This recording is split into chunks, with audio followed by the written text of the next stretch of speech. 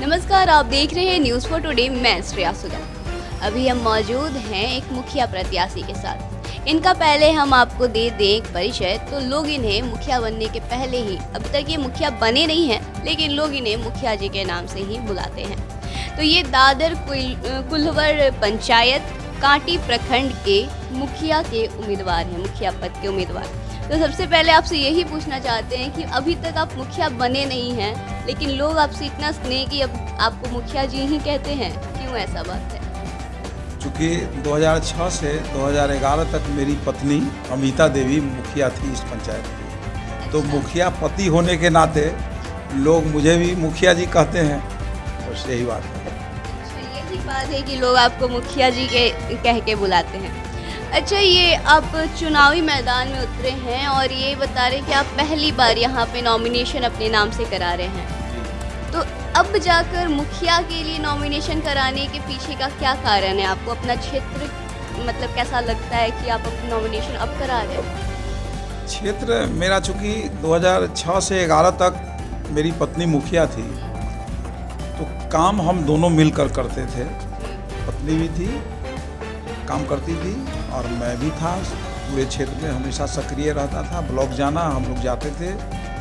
चूँकि मुखिया वो थी, तो पंचायत समिति की बैठक में वो भाग लेती थी और सबका सारा कार्य होता था। पंचायत में कहीं किसी तरह का बात हो गई या कोई तरह का विवाद हो गया या कोई योजना आया, तो उस सब का क्रियान्वयन करने के लिए हम जाते थे। तो सारे लोग हमको मुखिया के रूप में ही देखते थे और मुखिया जी ही कहा करते थे। और यही कारण है, चूँकि 2006 से 11 में हम लोग बहुत सारा काम किए, और उन्हीं काम के बदौलत इस बार सारे लोगों का कहना हुआ कि आप पुनः चुनाव में आए और हम लोग आपको चुनाव जिता करके हम चाहते हैं कि आप विकास करें। ठीक उसी तरह 6 से 11 रही मुखिया आपकी पत्नी, तो उसके बाद का चुनाव आप लोग लड़े थे या नहीं? नहीं, उसके बाद चूँकि महिला सीट था, ये आरक्षण में महिला, तो 2006 में मेरी पत्नी पंचायत शिक्षा मित्र थी, तो सारे लोगों का कहना हुआ कि आप चुनाव में आइए। बहुत उन पर दबाव पड़ा, हम पर भी। यहाँ तक कि मेरे चाचा 2 बार चुनाव लड़े थे और चुनाव हार गए थे, थोड़ा थोड़ा वोट से। तो वो आकर के अपनी प्रतिष्ठा की दुहाई देने लगे कि हम 2 बार चुनाव लड़े हैं, इस बार क्षेत्र हमारा अच्छा है, आप चुनाव लड़िए। तो अंत में मजबूर होकर मेरी पत्नी को रिजाइन करके चुनाव लड़ना पड़ा। 2006 में वो रिजाइन करके लड़ी थी चुनाव, तो फिर 11 में फिर चुनाव क्यों नहीं लड़ी? 11 में इसलिए नहीं लड़ी क्योंकि 5 साल उनका कार्यकाल समाप्त हो गया और उनको पुनः ICDS में पर्यवेक्षक के पद पे उनकी नौकरी हो गई। तो पुनः नौकरी हो गई, इसलिए वो कही कि अब चलिए, बहुत सेवा हुआ, पति हमारे है हैं समाज सेवा के लिए, और वो चुनाव से। तो इस बार चुनाव के मैदान में आप उतरे हैं, तो इसके पीछे का क्या कारण है? इस बार चुनाव में आने का यही कारण है कि 2011 में जब हम लोग चुनाव से अलग हुए, मतलब मुखिया काल मेरा समाप्त हुआ, तो उसके बाद से विगत 10 वर्षों में पंचायत का कोई भी काम नहीं हुआ। हम लोग उस समय करीब 1750 लोगों को वृद्धावस्था पेंशन दिलाने का काम किया। जब हम चुनाव जीत कर आए 2006 में, तो वृद्धा लोगों का और विधवा महिलाओं का एक लंबी कतार थी जो पेंशन से वंचित थे। सारे लोग, सब लोगों का कहना था कि हम लोग का उम्र 60 वर्ष हो गया, पेंशन नहीं मिलता है। तो हम उस पर काफ़ी ज़ोर शोर से काम करना शुरू किए और एकदम कैंप लगा करके हम बुलाते थे। पंचायत सचिव को खुद रहते थे, 2-4 मेंबर रहते थे पढ़े लिखे, और हम लोग कैंप लगा करके काम किए और अपने पूरे 5 साल के कार्यकाल में करीब 1750 लोगों को पेंशन दिलाने का काम किया, जिसमें विधवा महिलाएं थी और वृद्धावस्था वृद्ध लोग थे। ये सब काम आपके 5 साल के कार्यकाल जब आपकी पत्नी का था तब हुआ। तो अभी क्या सिचुएशन दिखता है आपके पंचायत का, जो आप इस चुनावी मैदान में आए हैं, अभी का हालत क्या है? उसके बाद मैंने बताया ना कि ये विगत 10 वर्षों में कोई काम नहीं हुआ, कोई विकास का काम नहीं हुआ। मतलब आपके क्षेत्र में वो सब आधारभूत चीजें जैसे नल जल योजना, सड़क बनना, सड़क का तो कोई काम नहीं हुआ। आज भी चलिए मेरे पंचायत में देखिए, यहाँ मेरे अभी इतना कीचड़ से सना हुआ रोड है, एक आध रोड भी बना तो बस बारिश का एक झपटा आया और पूरा का पूरा जो है से ख़त्म हो गया, फट गया एकदम। तो रोड का भी काम नहीं हुआ। और गरीब को क्या चाहिए? पेंशन, जो वृद्ध लोग हैं उनको पेंशन, उनका राशन कार्ड, उनको पक्का मकान, यही ना गरीब को चाहिए। तो ये सब बुनियादी चीज़ जो है गरीबों के लिए, ये सब इस क्षेत्र में कोई काम नहीं हुआ। और ये जो शुद्ध पेयजल जो घर घर पहुंचाने का पेयजल था, है, ये माननीय मुख्यमंत्री जी के 7 निश्चय योजना के अंतर्गत ये बहुत ही बड़ा योजना है। और उनका ये उद्देश्य है कि भाई सारे लोगों को स्वच्छ पानी पिए, ताकि बहुत सारा बीमारी से बचा जा सके। इस क्षेत्र में हमारे निवर्तमान जो मुखिया हैं वो काम कराए, लेकिन वो बिल्कुल असफल रहा। अभी भी हम लोगों को कहाँ पानी मिल पाता है। नल तो लगाया लेकिन पानी आता नहीं है। हमारे 5 नंबर में उसी तरह का स्थिति है, बंद पड़ा है। 7 नंबर में भी उसी तरह का स्थिति देख रहे हैं। 8 नंबर में हम गए हैं, जो बांध किनारे सारे लोग बसे हुए हैं, वहाँ भी पानी नहीं देखे गिरते हुए नल से। मतलब आप लोगों से मिल रहे हैं, एकदम ग्राउंड पे जाके लोगों से बात कर रहे हैं कि क्या समस्याएं हैं, इस तरह जी, से जो गिना रहे हैं आप। जी, मैं घर घर जाके लोगों से मिल रहा हूँ और लोगों की समस्याएं सुन रहा हूँ और देख रहा हूँ कि नहीं ये समस्याएं तो हैं लोगों के साथ। और जब तक अच्छे लोग नहीं आएंगे पंचायत में चुन के, तब तक इनका निवारण कैसे होगा। अच्छा, एक क्वेश्चन ये भी है हमारा कि आप लोग मुखिया में बनने के लिए अपना नॉमिनेशन कराए हैं। आप तो इस बात से अवगत होंगे कि मुखिया का सैलरी बहुत कम होता है, 2500 रुपये। तो आपको ये 2500 रुपये की सैलरी में एकदम ईमानदारी से काम करना आपके लिए कैसा रहेगा? आप कर पाएंगे?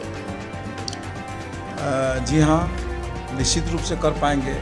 क्योंकि मुखिया हम लोग नॉमिनेशन किए, वो नौकरी पाने के लिए नहीं। हमारी मंशा नौकरी पाना नहीं है मुखिया बन के और हमको सैलरी उठाना। हम तो समाज सेवा के लिए आए हैं मुखिया बनने। हम तो गरीबों के दुख दर्द में शामिल होके उनके निवारण के लिए आए हैं। उनको मूलभूत जो सुविधाएं नहीं मिल पा रही है वो सब करने के लिए आए हैं। तो यहाँ तो ये नौकरी की बात ही नहीं होती है। वो तो सिर्फ सरकार के तरफ से 2500 रुपया एक रखा गया है, ऐसे ही मान दे, उसका कोई खास मतलब नहीं बनता है। मतलब पूर्ण रूप से आप जनता की सेवा के लिए उतरे हैं? जी हाँ, मैं सेवा के लिए समर्पित हूँ, पहले भी था और लगातार हूँ। मैंने मुखिया 2011 के बाद भी लगातार सेवा में रहा पंचायत में और आगे भी मैं मुखिया बन के सेवा करना चाहता हूँ। ताकि कुछ लोग आते हैं और कहते हैं कि पेंशन नहीं मिल रहा है, हमको हमारा घर झोपड़ी का है, पक्का मकान मिल जाता, आप कुछ करिए मुखिया जी। भाई तो मैं तो मुखिया हूँ नहीं, मैं तो पूर्व मुखिया हूँ।